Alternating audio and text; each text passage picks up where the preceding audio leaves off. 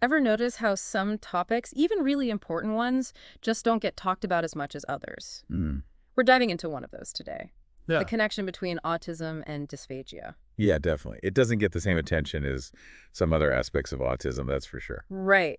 And in this deep dive, we're looking at research and expert opinions that really highlight how crucial it is to understand dysphagia, especially in the context of autism. It's one of those things where, once you learn about it, you start to see how important it is, how widespread it is. Exactly. So, first things first, for anyone who's new to this, what exactly is dysphagia? I feel like a lot of people might not even know the word itself. You're right. It's not a word everyone knows.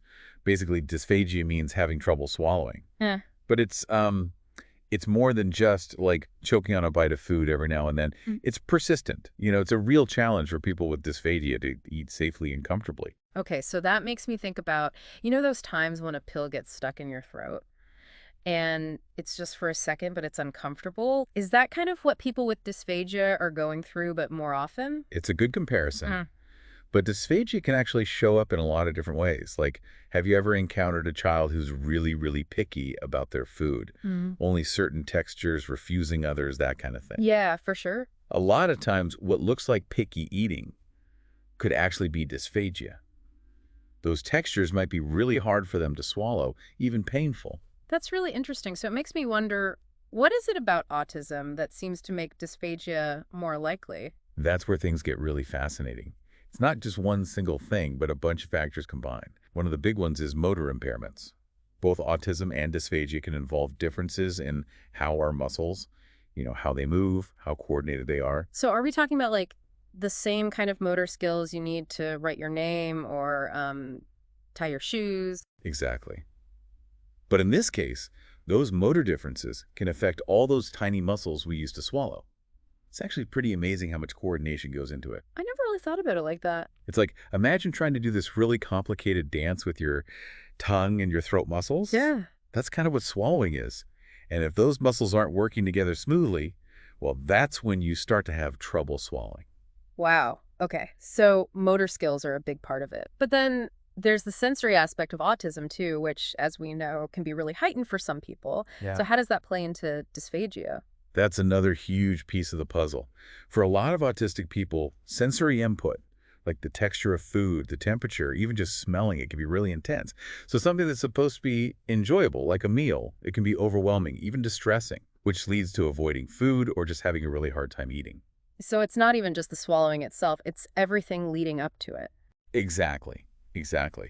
And then, on top of the motor and sensory stuff, we also have to think about how common gastrointestinal issues are in autistic people. Like reflux or IBS. I know those are more common with autism. Yep, exactly. And those things, those GI issues, they cause a lot of discomfort, Yeah. right? So if you already have trouble swallowing and then you add on top of that the pain and discomfort of a GI problem, It just makes it that much worse. right. Imagine having a sore throat and then trying to swallow something spicy or acidic. It's like that, it just amplifies everything. Wow, so it seems like with autism, you've got all these different things potentially going on at the same time that make dysphagia more likely. It's like this perfect storm almost. That's a great way to put it. It's rarely just one thing. It's this complex interplay of different factors. And that's part of why it's so often overlooked and misdiagnosed. Because you could so easily just write it off as picky eating or even behavioral issues when it's actually way more complicated than that.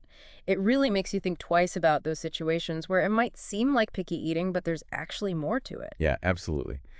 And it's especially tough for the families, you know? Hmm. Imagine feeling like you're doing something wrong, not realizing there's a medical reason for these struggles. That's got to be so frustrating for everyone involved. It is.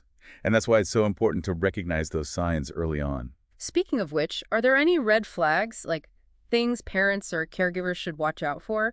What are the signs that maybe something more than picky eating is going on? It can be tricky because, like we've been saying, the signs can be subtle. We talked about the texture thing, but another big one is if a child is choking or coughing a lot during meals.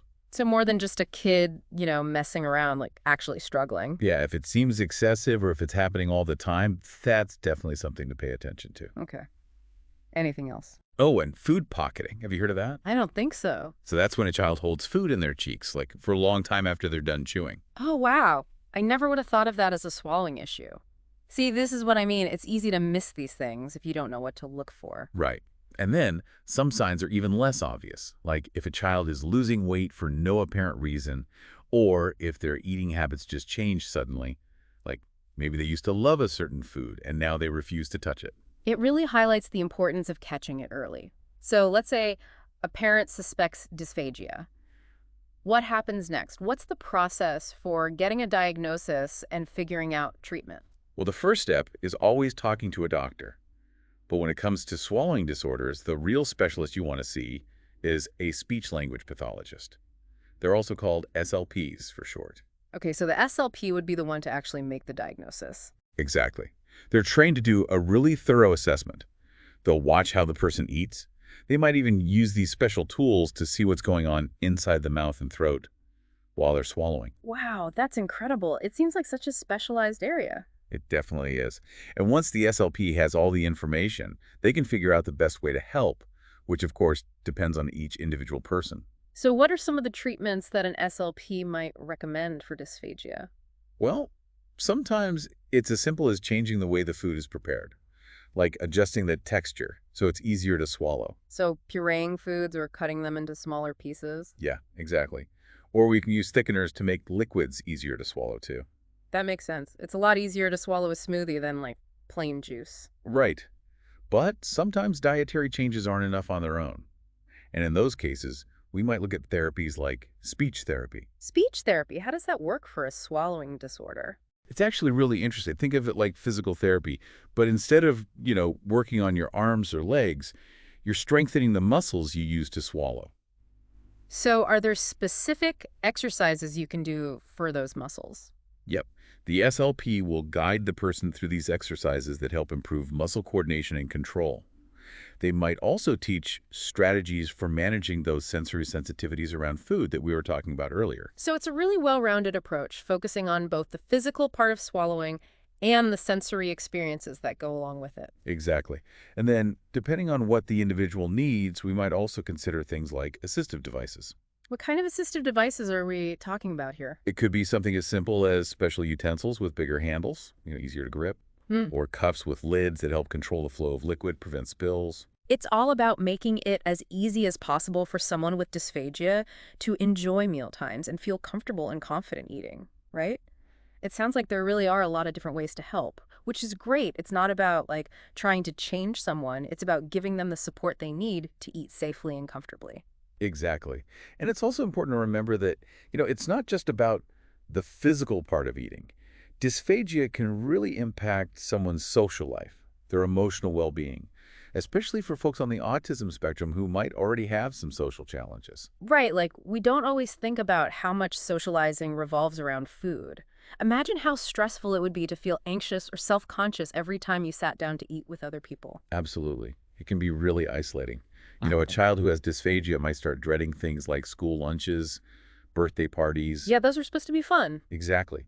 Or even for adults, it can affect work, relationships, just like going out with friends. So creating that supportive and understanding environment is key for everyone, but especially for people with autism who have dysphagia. For sure. And I think it all starts with awareness, right?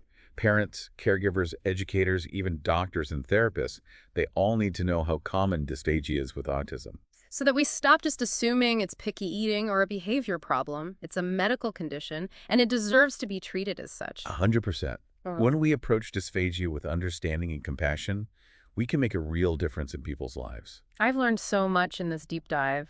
It really makes you appreciate those everyday things, like just enjoying a meal that we often take for granted. Hmm. It makes me wonder, what can we do, as a society to be more inclusive, to make sure that people with dysphagia, especially those with autism, feel comfortable and included, especially around food? That's the big question, isn't it? It's about creating those welcoming environments, whether it's at home, at school, in restaurants where everyone feels accepted and supported, regardless of how they eat. That's a great point to end on. So next time you're having a meal, take a minute to, be present, appreciate all the amazing things your body is doing to let you enjoy that food. And maybe also think about how we can all help create a more inclusive and understanding world for people with dysphagia and their families.